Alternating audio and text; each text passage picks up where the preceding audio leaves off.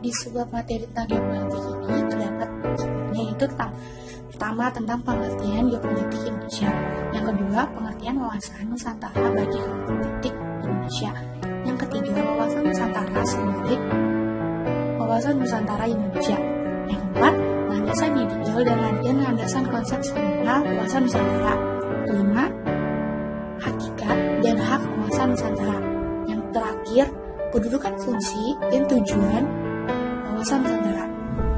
Nah, di pertemuan kali ini kita akan membahas tentang sebab yaitu tentang hakikat dan hak wawasan Nusantara serta kedudukan, fungsi dan tujuan wawasan Nusantara. Nah, hakikat Nusantara adalah keutuhan Nusantara dalam pengertian secara padan yang selalu utuh dan menyeluruh dalam lingkup Nusantara demi kepentingan nasional. Sedangkan hak wawasan Nusantara yaitu ketentuan-ketentuan atau kaidah-kaidah yang harus dipatuhi, ditaati, dipelihara, dan diciptakan demi tetap taat dan setia kepada komponen pembentuk bangsa Indonesia terhadap kesepakatan bersama. Nah, hak wawasan Nusantara itu ada kepentingan bersama, keadilan, kejujuran, solidaritas, kerjasama, dan kesetiaan. Selanjutnya ada kedudukan, fungsi, dan tujuan wawasan Nusantara. Kedudukan adalah landasan visional dalam menyelenggarakan kehidupan nasional untuk mewujudkan cita-cita dan tujuan nasional. Sedangkan fungsi yaitu sebagai motivasi dalam rambu-rambu dalam menentukan segala kebijaksanaan, keputusan, tindakan, dan perbuatan bagi seluruh Indonesia dalam kehidupan masyarakat berbangsa dan bernegara.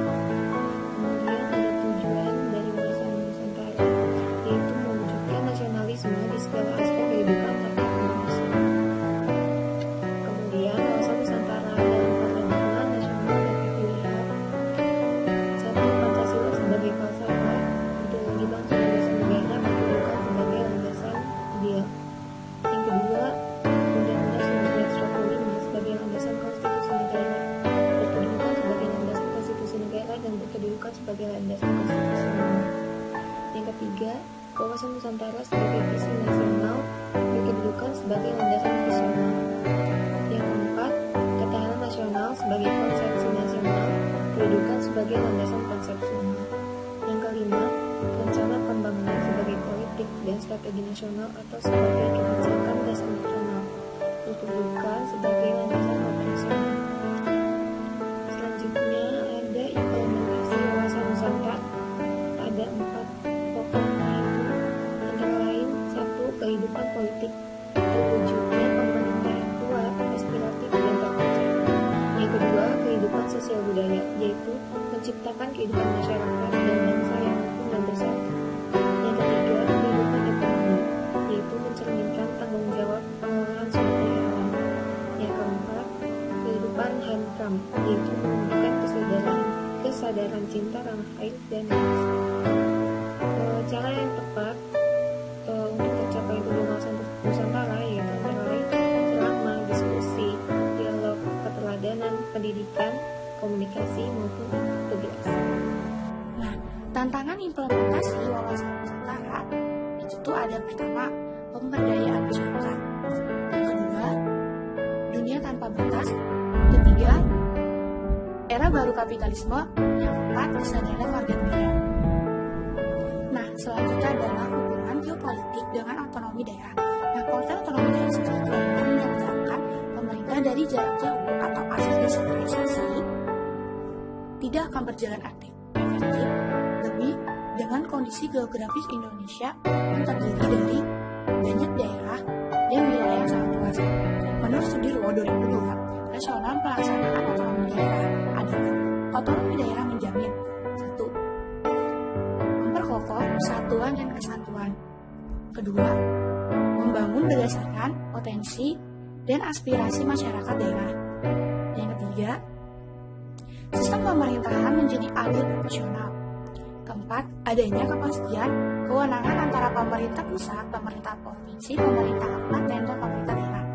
Dan yang terakhir yang kelima adalah adanya ketegasan sistem alokasi penyelenggaraan dan pertanggungjawaban keuangan daerah. Selanjutnya Selanjutnya, terdapat beberapa kendala yang dihadapi dalam rangka melaksanakan otonomi daerah adalah sebagai berikut. Yang pertama, pemahaman masyarakat tentang otonomi daerah belum merata. Yang kedua, perubahan sikap mental sesuai otonomi daerah belum merata.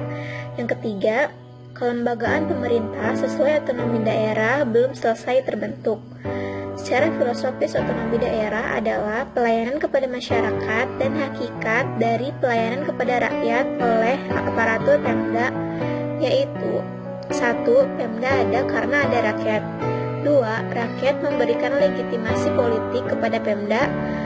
Urusan strategis nasional yang tidak diserahkan kepada Pemda meliputi: yang pertama, politik luar negeri. 2. Pertahanan keamanan. 3. Peradilan. 4. Moneter dan fiskal. 5. Agama. 6. Kewenangan bidang lainnya. Selanjutnya ada kewenangan bidang lain yang meliputi kebijakan tentang yang pertama ada perencanaan nasional dan pengendalian pembangunan nasional secara makro. Yang kedua ada dana pengembangan keuangan. Yang ketiga sistem administrasi negara dan lembaga perekonomian nasional. Yang keempat pembinaan dan pemberdayaan sumber daya manusia. Yang kelima, pendayagunaan sumber daya alam serta teknologi tinggi yang strategis. Yang keenam, ada konservasi dan standarisasi nasional. Jadi pelaksanaan desentralisasi dalam otonomi daerah diharapkan akan dapat membawa konsekuensi terhadap pelayanan kepada masyarakat secara optimal. Selanjutnya, Profesor Dr. Mukhtar Kusuma Atmajaya mengungkapkan bahwa tantangan ini perlu diperhatikan dengan 3 cara. Yang pertama, pendirian kantor kadaster maritim dengan tujuan untuk mendata pulau-pulau yang tersebar, pulau yang belum berpenghuni, dan juga yang belum memiliki nama.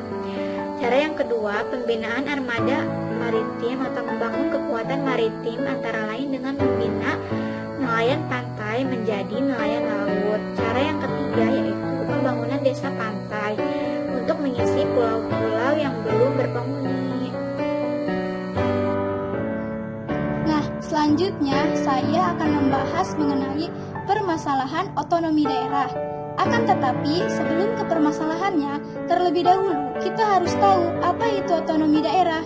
Otonomi daerah adalah hak, wewenang, dan kewajiban daerah otonom untuk mengatur dan mengurus sendiri urusan pemerintahannya dan kepentingan masyarakat setempat yang sesuai dengan peraturan perundang-undangan yang berlaku. Nah, di dalam pelaksanaan otonomi daerah itu sendiri, seringkali muncul permasalahan-permasalahan.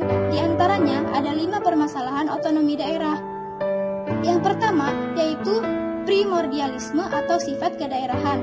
Primordialisme adalah suatu pandangan atau paham yang memegang teguh hal-hal yang dibawa sejak kecil, misalnya tradisi, kebiasaan, adat istiadat, kepercayaan, atau bahkan segala sesuatu yang sudah ada di dalam lingkungan pertamanya. Contoh dari primordialisme dan sifat kedaerahan yaitu pengangkatan pegawai atau pejabat daerah yang mengutamakan putra daerah dan bukan karena keahlian atau kemampuannya. Permasalahan yang kedua yaitu masalah mutasi. Mutasi pegawai negeri dari daerah satu ke daerah lain. Yang ketiga yaitu KKN, korupsi, kolusi, dan nepotisme. Nah, ini adalah permasalahan yang paling parah karena banyak sekali dampak negatif yang timbul akibat adanya korupsi ini. Di antaranya, melambatnya pertumbuhan ekonomi, menurunnya investasi, munculnya krisis moneter yang mengakibatkan tingginya angka kemiskinan dan tingginya angka pengangguran, serta menyebabkan tingkat kesejahteraan masyarakat menurun. Permasalahan yang keempat yaitu tidak sedikit oknum kepegawaian daerah yang memanipulasi data pegawai. Dan permasalahan yang kelima yaitu alokasi anggaran belanja daerah untuk keperluan pegawai.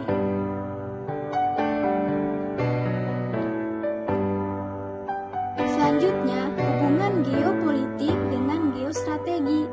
Geostrategi Indonesia dirumuskan dalam wujud ketahanan nasional. Ketahanan nasional memiliki beberapa pengertian, antara lain yaitu keuletan dan daya tahan permasalahan, kemampuan untuk mengembangkan kekuatan nasional.